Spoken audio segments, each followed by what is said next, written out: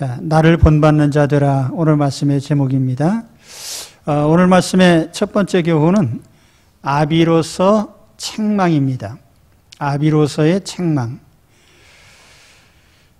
바울은 앞서서 고린도 교인들과 자신을 비유하기를, 바울은 운동장에서 콜로세움에서 목숨을 걸고 격투기하는 격투기 용사요, 반면에 고린도 교인들은 관중석에, 특히 왕의 자리에 앉아서 구경하는 구경꾼으로 이렇게 비유를 했습니다.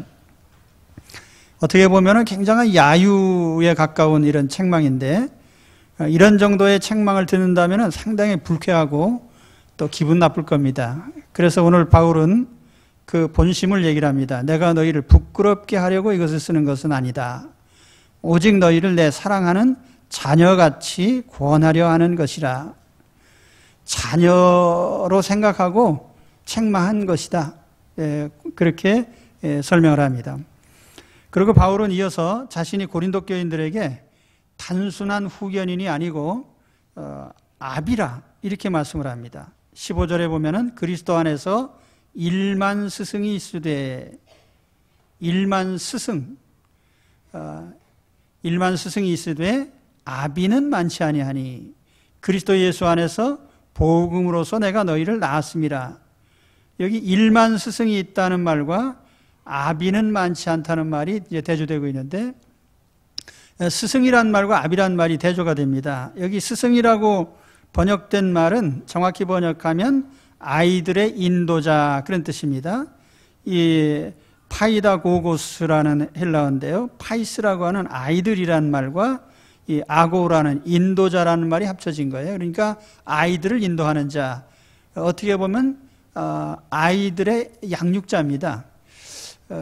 이 그리스도에 보면은 아이들에게 옷을 입히고 밥을 먹이고 글을 가르치고 하면서 이렇게 돌봐주는 일을 한 사람들이 있는데, 대부분 이런 일을 한 사람들이 노예입니다. 노예 중에서도 총명하고 또 지혜로운 사람을 택해서 이제 아이들을 이렇게 맡겼는데, 우리가 잘 아는 이솝 이야기에 나오는 그 이솝이라는 사람, 이 이솝이라는 사람도 그런 사람입니다. 아이들을 돌보는 노예죠. 이 단어를 우리 골로새서에는 초등교사라는 말로 번역을 했어요. 같은 단어를. 세상에 정말 스승으로 자칭 타칭 많이 있는데 실제로 애정으로 돌아보는 아버지는 많지 않다. 특히 교회 지도자 가운데, 캐톨릭 교회에서는, 로마 교회는 이제 성직자를 신부라고 이렇게 부릅니다. Godfather입니다. 하나님을 대신한 아버지죠. 그런 신분으로 이렇게 호칭을 합니다. 오늘 우리에게 신앙의 지도자가 굉장히 많은데, 그 많은 지도자들이 다 아버지 같지는 않겠다. 후견인과 아버지는 전혀 다릅니다. 단순한 후견인, 어떤 관계가 단절되면 관계도 끊어지는데, 아버지와 자녀의 관계는 어떤 경우에도 끊어지지 않죠. 이 구약 성경에 다윗이 가장 사랑하는 아들이 압살롬입니다. 그런데 이 압살롬이 아버지에게 반역을 일으켰어요. 그래서 다윗이 아들의 반역을 피해서 피난살이를 합니다. 온갖 고생을 하는데, 마침내 다윗의 신하들에 의해서 압살롬의 반역이 제압을 당합니다. 그때 그 보고를 들으려고 앉아있던 다윗이 어떤 보고를 원했겠습니까? 반역이 진압됐느냐? 이 질문을 하지 않았어요. 내 아들 압살롬이 살아있느냐? 그 질문을 합니다. 그러면서 아들이 죽었다고 하니까 사무엘하 18장 33절에 보면은 왕의 마음이 심히 아파 물로 올라가서 우니라. 저가 올라갈 때에 말하기를 내 아들 압살롬아, 내 아들 압살롬아, 내가 너를 대신하여 죽었다면 압살롬 내 아들아 하였더라.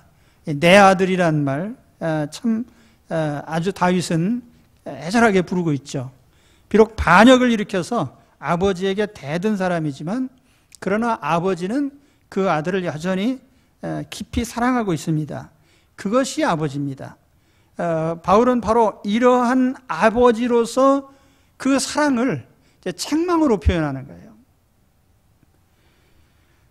정말 자식을 사랑하는 아버지라면 자식을 바로잡기 위해서 책망을 마다하지 않습니다. 만일 이렇게 책망하지 않는다면 그건 참 아버지가 아닙니다. 요즘 젊은 부모들이 자녀를 매우 귀하게 여겨서 굉장히 사랑할 줄을 아는데 장난감도 사주고 놀아주고 그런데 바로잡는 데 있어서 좀 약합니다. 이 바로잡는 것, 아버지 역할 중에 가장 큰 역할이에요. 자식을 바로잡는다. 요즘에 음식점이나 카페에서 아이들 출입금지에서 아이들을 받지 않는 곳이 다수 있다고 합니다. 왜 그러냐 했더니 아이들이 막 돌아다니다가 뜨거운 데 대기도 하고 또 위험한 데 다치기도 하고 하니까 아이들의 출입을 제한하는 거예요. 그래서 이렇게 아이들을 마음대로 뛰어다니게 하는 엄마를 가리켜서 저도 새롭게 배운 말인데 맘충이라고 그래요. 영어로 맘이라고 하는 맘과 또 벌레 충자를 합쳐가지고 벌레 같은 엄마다.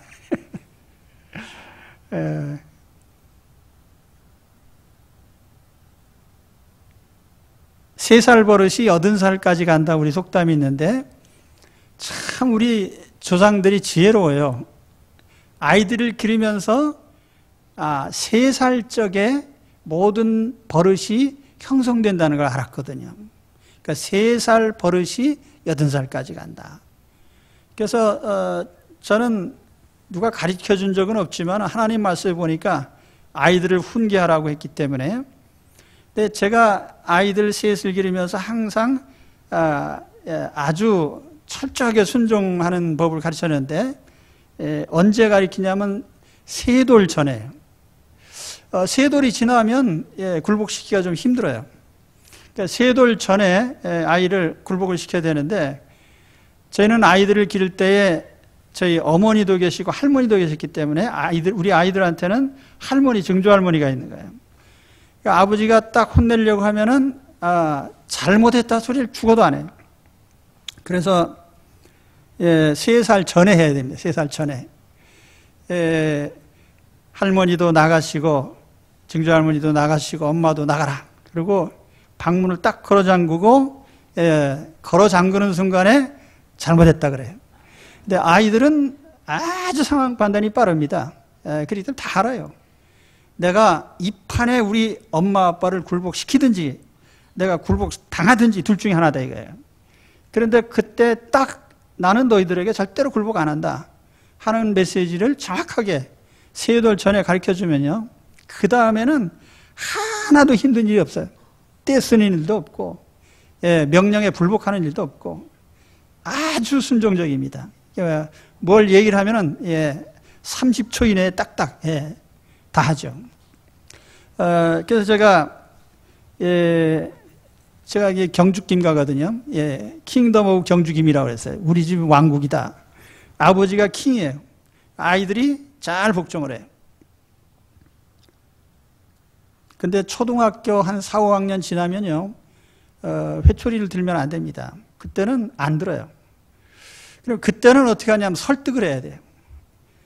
야, 네 아버지가 그래도 목사님인데 네가 교회에서 이렇게 엉망으로 하면은 아버지가 교인들에게 어떻게 가르칠 수 있겠냐 하면서 이제 하면은 마음에 이제 부담이 되지. 그러니까 어떤 때 눈물을 흘리면서 반성문을 씁니다. 이 반성문 제가 지금도 갖고 있어요. 근데 걔들이 또 청소년기 지나서 이제 성인으로 들어가면 그때는요 이래라 저래라 해도 소용도 없기 때문에 그때는 오히려 도움을 요청해야 돼요. 네가 아버지를 도와줘야 되지 않겠냐. 그 우리가 이 자녀들의 그 교육 단계에 따라서 제일 중요한 것은 안 되는 것을 안 되는 것으로 인식시키는 잘못을 깨우쳐 주는 것인데, 그것은 결국 교육적이고 바른 교육에 의해서 계승이 됩니다. 지금 저희 아이들이 그런 얘기를 합니다. 자기들도 아이를 낳아서 이제 다 기르니까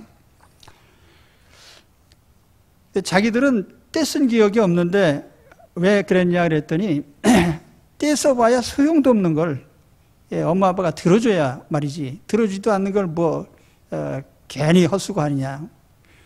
청소년기에 너희들이 집을 한 번도 안 나가고 그래 참 고맙다. 그랬더니 집 나가면 고생인데 뭐로 나갑니까? 아주 실리적으로 판단이 정확해요. 이 책망의 요건은 사랑입니다. 사랑하지 않는다면 책망도 하지 말아야 되고요. 애정이 없는 책망은 반감을 일으킵니다. 사실 우리 땅에 범죄자들이 많은데 시비를 가려주는 사람이 없기 때문이 아니에요. 얼마나 똑똑하고 사리분별 잘하는 판검사님들도 계시고 세상에 얼마나 많은 비평가들도 있고 시비를 논하는 자들이 얼마나 많아요. 세상에 다 소용없어요. 왜냐하면 사랑으로 훈계하는 게 아니기 때문에. 그래서 정말 우리에게 필요한 것은 사랑의 아버지입니다. 사랑으로 책망할 수 있는 아버지. 다윗처럼 아들이 반역을 일으켰어도 눈물로서 사랑을 고백할 수 있는 아버지. 그 아버지라면 얼마든지 자녀를 책망할 수 있단 말이에요. 그래서 이 아버지로서의 책망을 선히 들으시기 바랍니다. 교회로 본다면은 교회 생활을 통해서 하나님 교회가 한낱 잘못한 사람 보고도 잘했다고 이렇게 하는 것이 바른 것이 아니고, 잘못한 것에 대해서 주님의 사랑으로 깨우치고 권면하는 것을 들으라는 것이죠. 우리가 하나님의 영적 자녀들 아닙니까? 끊임없이 하나님께서 말씀하시는 이 사랑이 담긴 책망을 즐겨 들으시기 바랍니다. 이것이 우리 은혜 생활하는 비결이에요.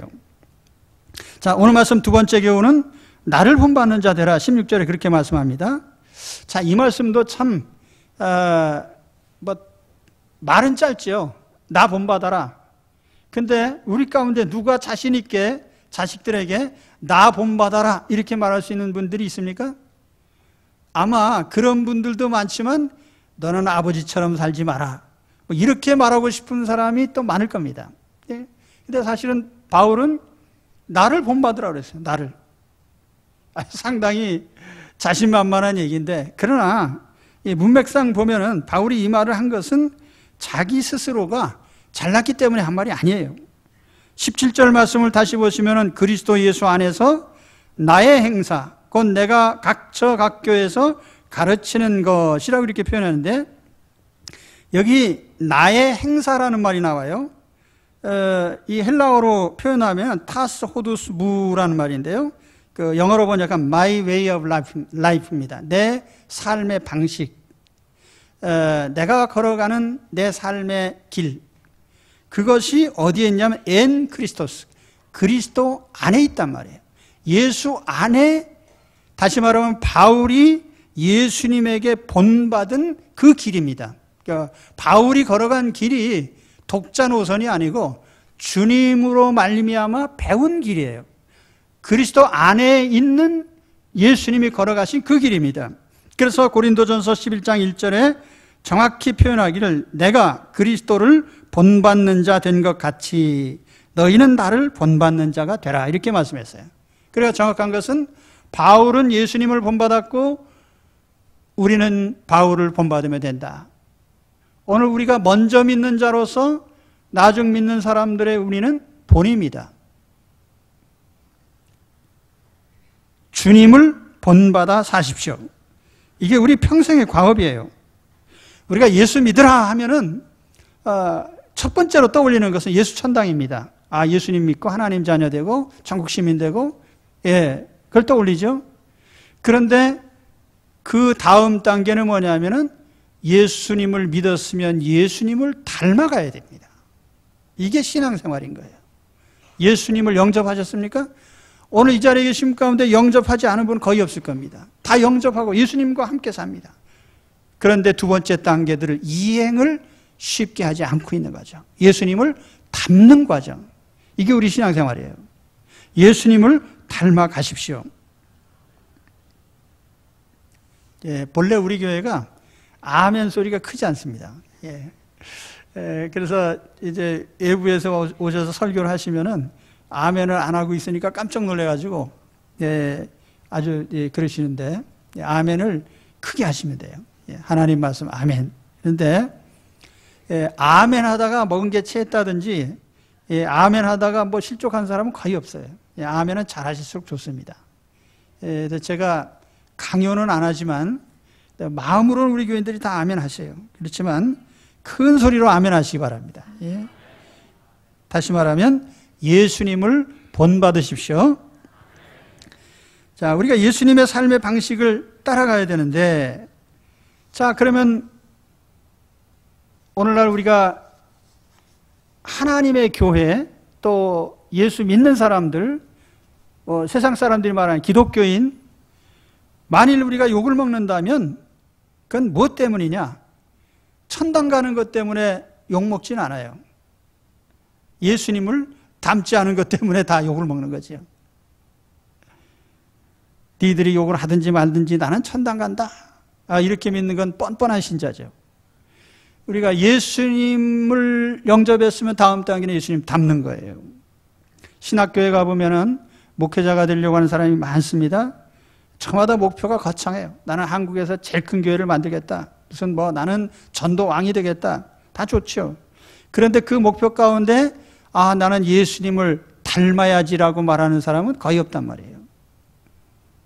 그리고 예수 믿는 생활 중에 예수님을 닮는 과정은 생략되어 있어요. 우리가 안 믿는 사람을 교회로 끌어들이기 위해서 애를 쓰면서 막상 교회 안으로 들어온 사람이 예수님을 닮아가도록 인도를 안 한단 말이에요. 거기 별 관심이 없어요. 다음 단계에 이제 나오지만은 주님을 닮는 것은 매우 중요합니다.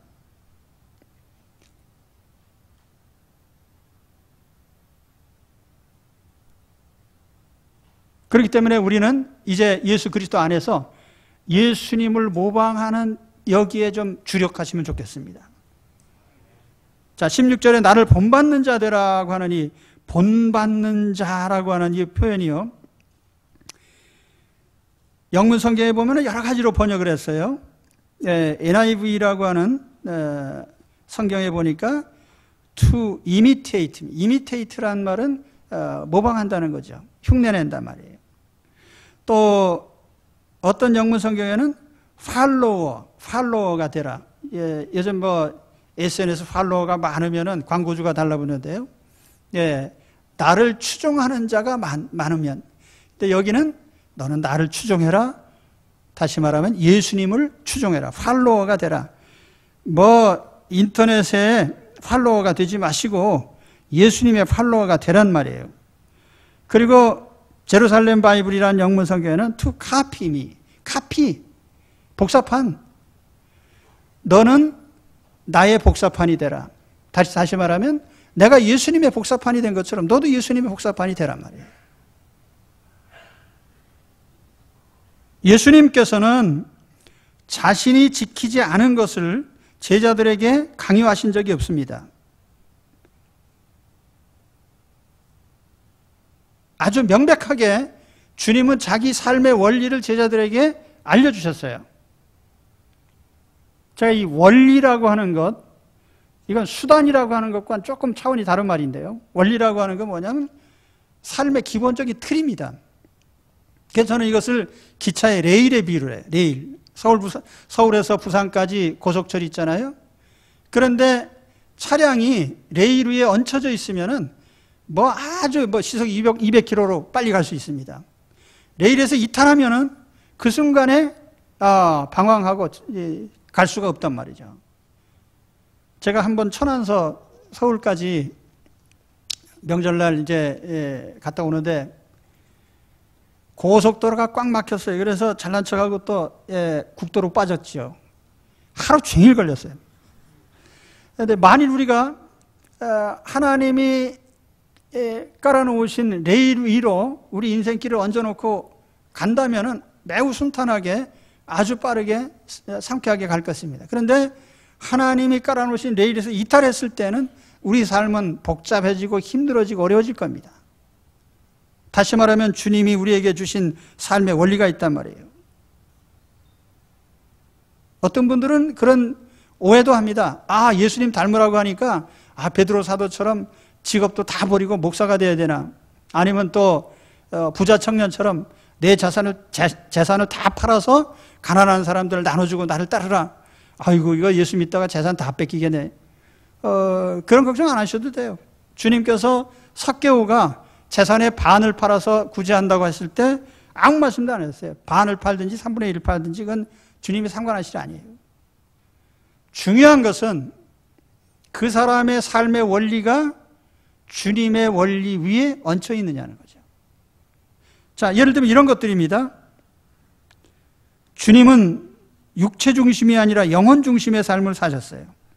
현세 중심이 아니라 내세 중심의 삶을 사셨습니다. 인간 중심이 아니고 하나님 중심이에요. 나만의 유익이 아니라 공동의 유익입니다. 돈과 재물이 목적이 아니라 인간이 목적이에요. 왕 노릇이 아니라 종 노릇입니다. 소유가 아니라 나누는 데 목적이 있습니다. 가장 기본적인 삶의 원리들이 주님께서 우리에게 주신 원리예요.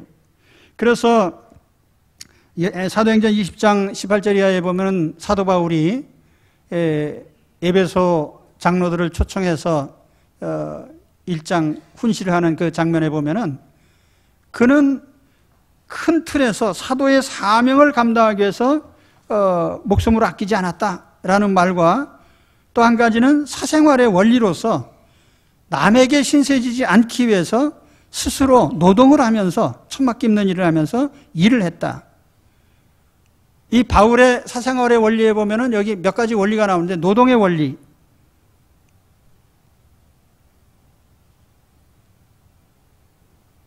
오프라 윈프리가 무슨 투자를 했는지 모르겠는데 며칠 동안에 1,200억을 벌었대나요? 제가 볼 때는 그거는 정신 나간 현상이고 그건 정상이 아니에요.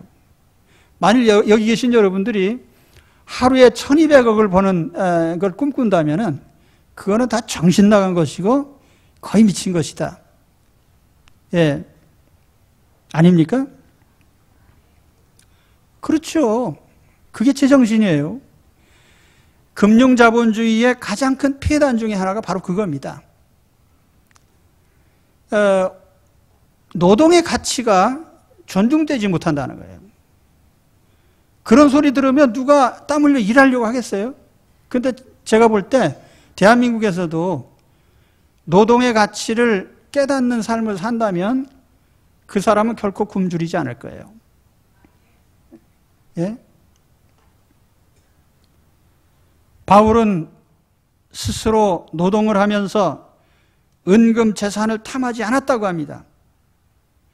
그리고 그는 무소유의 원칙을 지켰어요. 무소유라고 하는 것은 내 이름으로 등기된 것이 하나도 없다, 그런 의미가 아니에요.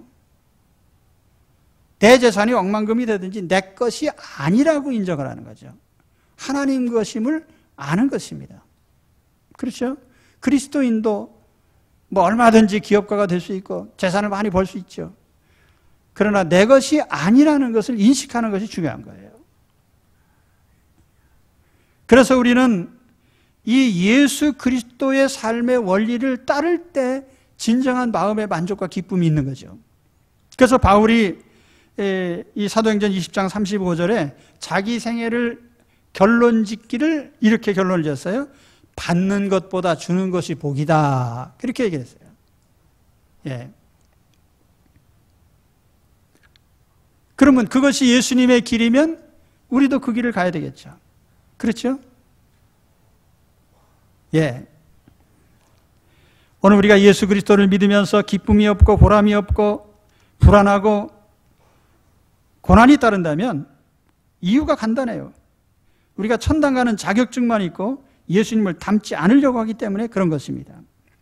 정말 예수님을 믿는다면 우리는 예수님처럼 생각하고 예수님 같은 가치관을 가지고 말과 습관과 취미와 직업과 행동 양식을 주님을 따라 바꿔야 됩니다.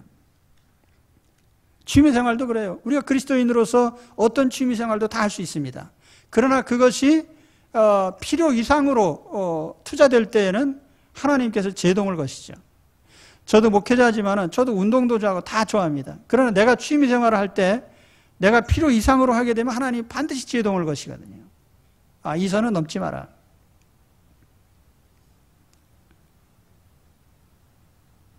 그래서 가끔 가다가 목사님들도 운동하시다가 장례식도 잊어먹고 결혼식 주례도 잊어먹고 그런 경우가 뭐 드물긴 하지만 있단 말이에요. 우리가 어떤 세상적인 일에 몰두하는 일이에요. 오늘 예수 믿는 기쁨과 보람, 그것은 우리가 예수님을 닮아가는 데서 얻을 수 있습니다. 그러니까 대단히 중요한 우리 신앙 원리이기 때문에 말씀을 드려요. 그래서 바울이 오늘 나를 본받아라. 나는 예수님 본받았다. 너희도 나를 본받아라. 그렇게 말씀을 합니다. 그 다음에 세 번째, 오늘 말씀의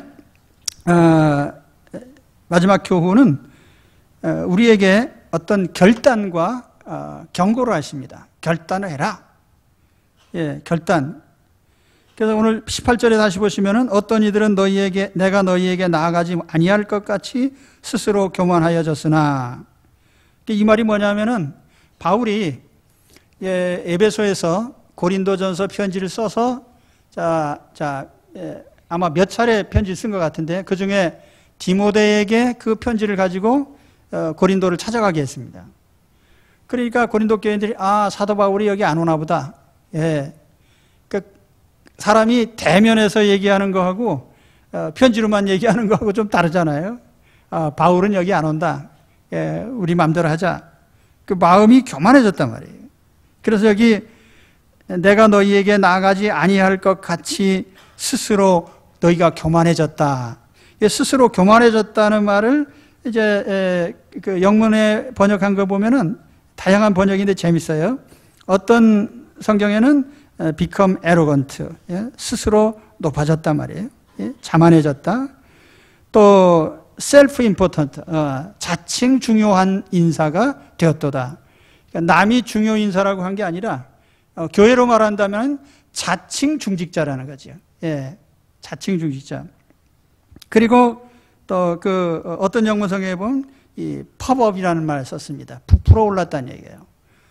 너희가 그 개구리가 황소 흉내내라고 하니까 숨을 들이마셔서 배를 불린 것처럼 자기 분수 밖으로 부풀어진 그런 모습을 얘기하는 겁니다. 근데 바울의 경고는 세 가지예요. 첫째로 강한 감독자가 떠났다고 해서 함부로 하지 말라는 것입니다. 자, 바울이 고린도 교회를 세운 설립자입니다. 또 고린도 교인들에게 아주 강하게 그들의 생활을 바꿔놓은 사람이에요. 자, 고린도라고 하는 도시는 아시는 대로 타락한 도시입니다. 우상의 도시고 아프로디테 신전에 1000명 넘는 여사제들이 있어가지고 성적으로 문란한 곳이고, 이런 타락한 도시에 교회를 세웠는데 그 교인들에게 이전의 생활 습관을 버리고 예수님의 삶을 따르라고 하는 것은 굉장한 개혁이거든요. 굉장한 아픔의 과정들이 있어서요. 그런데 이 바울이 밀어붙일 때에는 이 사람들이 할 수 없이 따랐거든요. 그런데 바울의 이후에 아마 아볼로가 또 지도를 했는지 모르겠습니다. 아볼로. 그 아볼로는 상당히 신사적인 사람이에요. 말씀으로 차근차근히 가르치는 사람. 그러니까 바울과 같이 강하게 밀어붙이지는 않았던 것 같아요.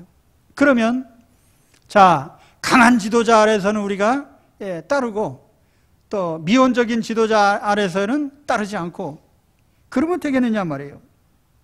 그 얼마나 바울이 떠난 후에 고린도 교회가 세속적으로 더 타락했냐면은 이제 다음 시간부터 우리 5장을 들어가게 되는데요. 5장에 보면은 거기에 계모와 동거하는 자가 있고 교인끼리 싸우고 세상 법정에 고소하고 하여튼 바울이 볼 때 그 말도 안 되는 짓들을 한 것입니다. 그래서 바울이 오늘 그 18절 말씀에 그렇게 하는 거예요. 내가 안 갈 줄 아느냐? 내가 반드시 가서 손봐주겠다. 그렇다고 바울이 무슨 무력으로 한다는 뜻은 아니에요. 바울은 영권이 있거든요. 너희가 잘못한 것 반드시 내가 바로잡겠다.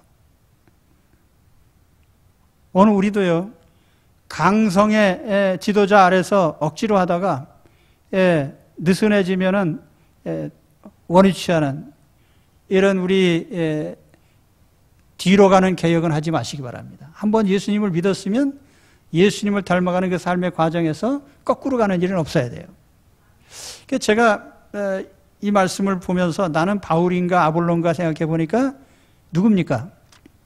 여러분이 보실 때 저는 바울 같아요, 아볼로 같아요? 뭐 아볼로죠, 뭐. 뭐 내가 봐도 알아요. 나는 내가 하지 않은 걸 남에게 절대로 못 시키는 사람이고, 또 강제로 뭘 시키는 사람이 아니에요. 그래서 제가 우리 성도님들한테 한 3번 정도 부탁합니다. 말로. 그 말로 3번 부탁했는데도 안 이루어지면 그 다음에 열애입니다. 그 다음엔 내버려 두는 거예요. 나도 모르겠다. 근데 제 성격이 그렇거든요. 나는 바울은 아니고 아볼로인데 아볼로는 열애가 있단 말이에요. 바울은 다혈질이지만 열애는 없고. 무슨 말입니까? 말로 할 때도 따라야 된다 그 말이에요. 좋은 말로 할 때도 따르고 고치라고 하면 고쳐야 되는 거예요. 자, 두 번째로 바울은 내가 너희들을 말만 평가하지 않고 하나님 나라는 능력에 있는 것인데 너희들이 얼마나 능력이 있나 보겠다. 이 말을 했습니다. 19절 20절 보세요. 그러나 주께서 허락하시면 내가 너희에게 속히 나아가서 교만한 자의 말을 알아볼 것이 아니라 오직 그 능력을 알아보겠노니 하나님의 나라는 말에 있지 아니하고 오직 능력에 있음이니라. 자, 여기에 하나님 나라라는 말이 나옵니다. 하나님 나라, 천국. 자, 내가 암만 너희들 신앙이 잘났다고 얘기해도 말은 내가 평가하지 않겠다. 단지 너희들이 정말 하나님 나라의 능력이 있는지 알아보겠다. 그 말은 예수 천당, 내세 천국 갈 사람들이긴 하지만 현세에서 정말 천국의 능력을 가지고 사는지 보겠다는 얘기예요. 자, 다른 말로 하면 이런 뜻입니다.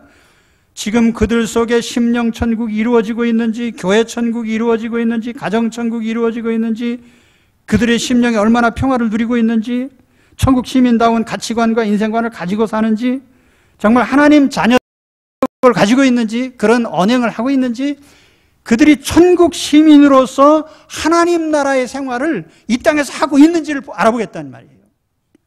자, 오늘 우리가 예수 믿고 천국이 보장된 사람입니다. 그런데 이 땅 사는 동안에는 천국과 상관없이 괴로운 인생을 살고 있습니까? 마음의 기쁨과 천국의 평안이 있습니까? 네.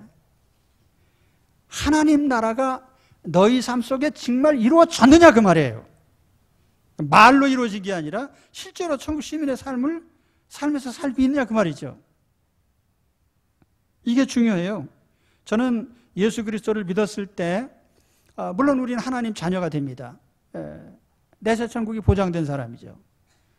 그렇지만 그것이 우리 신앙의 궁극적인 목적이긴 해도 현세에서 우리는 예수 믿는 순간부터 예수님을 본받으면서 우리 삶을 개혁시켜가는 사람들이거든요. 변화시켜가는 사람들이거든요. 그것이 실질적으로 일어나야 천국 생활이 되는 거예요. 그렇게 되시기 바랍니다. 그런데 그것은요, 예수님을 닮지 않고는 될 수 없는 부분이거든요. 그래서 예수님을 닮을 때에 정말 하나님 나라가 너희 속에 있는지 알아보겠다고 한 이 바울의 말처럼요. 천국 시민의 그 삶이 하루하루 생활 속에서 이루어지시기를 바랍니다.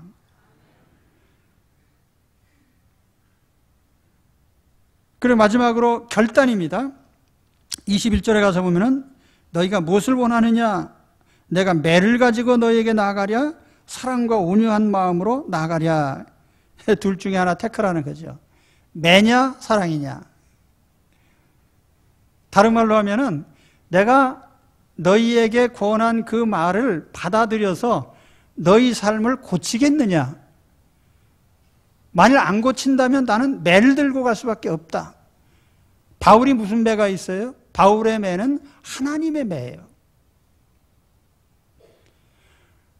내가 고치라고 했는데 안 고치면 그때는 하나님이 매를 들 수밖에 없지 않겠냐. 사실 이러한 표현은 구약 성경에도 곳곳에 나옵니다. 신명기 30장 19절에 보면은 내가 오늘날 천지를 불러서 너희에게 증거를 삼노라. 내가 생명과 사망과 복과 저주를 내 앞에 두었은즉 너와 내 자손이 살기 위하여 생명을 택하라. 자, 여기에 선택이란 말이 나옵니다. 생명과 사망, 복과 저주가 우리 인생 앞에 놓여 있는데 우리가 택하란 말이에요. 다르면 신앙의 결단을 하라는 것이죠. 우리가 하나님이 고치라 했으면 고치면 돼요. 근데 안 고치면 하나님 앞에 우리는 매를 당할 수밖에 없는 것이죠. 그래서 저는 이 신앙생활을 그렇게 봅니다. 기독교는 고치는 종교예요. 고치는 종교. 아무리 잘못했어도 고치면 용서받습니다. 축복을 받습니다. 70번씩 7번이라도 회개하면 용서받습니다. 그러나 단 한 번이라도 고치지 않고 회개하지 않을 때에는 여전히 우리는 하나님의 매를 맞을 수밖에 없습니다. 십자가는 사랑입니다. 그러나 동시에 십자가는 죽음으로써 죄를 감당한 십자가입니다. 그렇기 때문에 하나님이 고치라 할 때는 고쳐야 돼요. 기독교는 축복의 종교이면서 동시에 심판의 종교입니다. 그래서 하나님 앞에 우리는 끊임없이 자신을 고쳐가야 되죠. 나의 삶이 천국 삶에 맞지 않는다면 천국의 삶으로 고쳐야 되는 거예요. 그것이 예수님의 본을 받는 삶입니다. 시편 7편에 보면은 하나님은 의로우신 재판장이시며 매일 분노하시는 하나님이시로다. 이제 우리 평신도들이 평소에 잘 안 읽는 성경입니다. 예. 끝까지 제가 읽어드리죠. 하나님은 의로우신 재판장이시며 매일 분노하시는 하나님이시로다. 사람이 회개치 아니하면 저가 그 칼을 가르시며 그 활을 이미 당기어 예비하셨도다.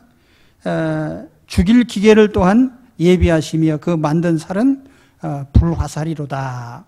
네. 사람이 칼 갈아도 참 우리가 무서운데 하나님이 칼을 가르신단 말이에요. 그 활을 당기어 준비를 하셔요. 그러니까 딱 당겨서 맞출 준비를 다 끝내셨다는 거죠. 예. 죽일 기계도 준비를 하셨다는 거예요. 뭐 하나님께서 무슨 기계까지 뭐 준비하실 필요가 없는데 우리 사망의 수단이 많다는 거예요, 세상에. 뭐예요? 우리가 고치라는 거죠. 그만큼 하나님이 강력하게 우리에게 요청하는 겁니다. 그래서 우리가 예수 그리스도를 닮아가는 삶이 우리 안에 있어야 됩니다. 매일같이 우리 삶을 고쳐야 돼요. 오늘 바울이 고린도 교인들에게 요청한 것입니다. 내가 아버지로서 사랑으로 너희들을 책망한다. 잘못된 것을 고쳐라. 나를 본받으라. 예수님을 닮아가라. 그리고 무엇을 선택할지 결단해라 말이에요. 매냐 하나님의 은혜냐. 예, 그것은 우리가 고치는 여부에 달려있다는 거죠. 오늘 그래서 그리스도를 닮아가기 위해서 결단하고 나아가시는 우리 성도들 되시기를 축원합니다. 기도하겠습니다. 하나님 아버지